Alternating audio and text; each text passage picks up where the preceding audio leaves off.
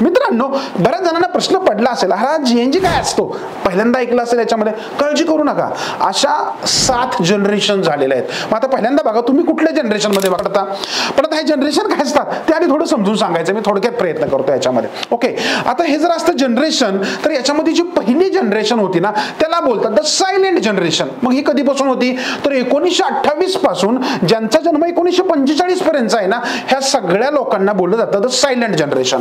मग आता त्याच्यानंतर दुसरी जनरेशन आली, त्याला बोललं जातं बेबी बूमर्स. 1946 पासून 1964च्या काळामध्ये ज्यांचाही जन्म झाला हे सगळे बेबी बूमर्स आहेत असं बोललं जातं.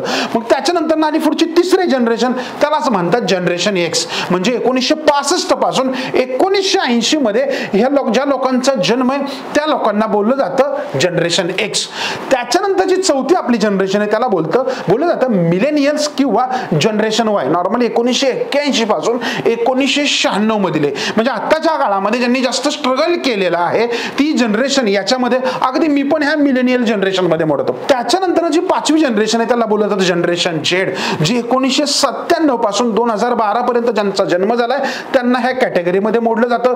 मग मित्रांनो, त्याच्यानंतर आता 2012 पासून 2025 पर्यंत ज्यांचाही जन्म झालेला आहे ते येतात सगळे अल्फा जनरेशन मध्ये. ओके, म्हणजे तुम्ही जर पाहिला गेला असेल तर प्रत्येक स्टेजला एक वेगवेगळं नाव दिलं